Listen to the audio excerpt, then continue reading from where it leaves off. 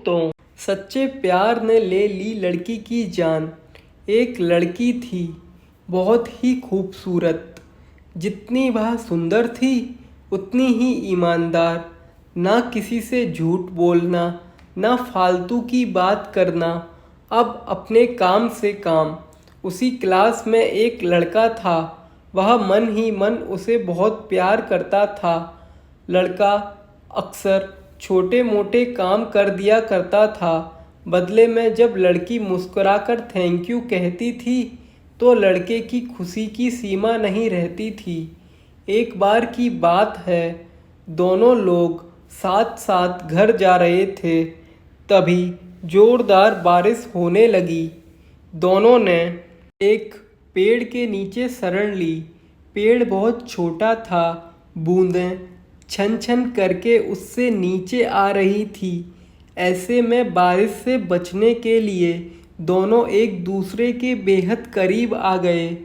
लड़की को इतने करीब पाकर लड़का अपने जज्बातों पर काबू ना रख सका। उसके लड़की को प्रपोज कर दिया। लड़की भी मन ही मन चाहती थी, इसीलिए वह भी राजी हो गई और इस तरह दोनों का प्यार परवान चढ़ने लगा। इस बार की बात है, लड़की उसी पेड़ के नीचे लड़के का इंतज़ार कर रही थी। लड़का बहुत देरी से आया।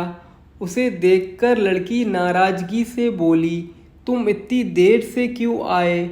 मेरी तो जान ही निकल गई। यह सुनकर लड़का बोला, जाने मन, मैं तुमसे दूर कहाँ गया था।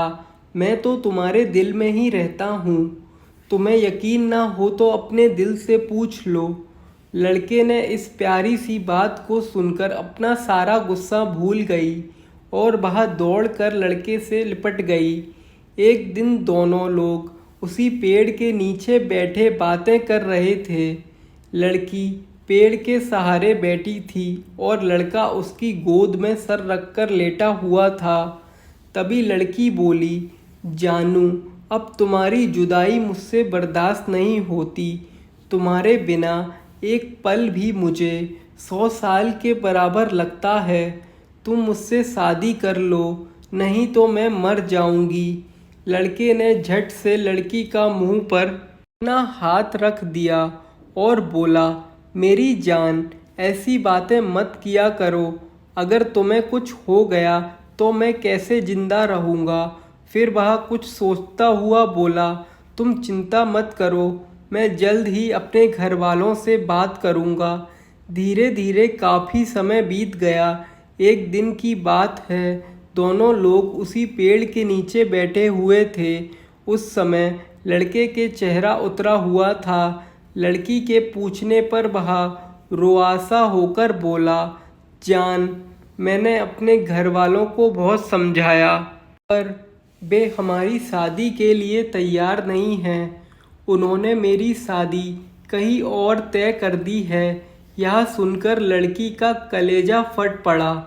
उसका मन हुआ कि वह जोर जोर से रोए, लेकिन उसने अपने जज्बात पर काबू पा लिया और बोली, मैं तुमसे सच्चा प्यार किया है।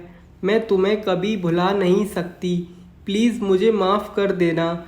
लड़का धीरे से बोला, वैसे अगर तुम चाहो तो हम हमेशा अच्छे दोस्त रह सकते हैं।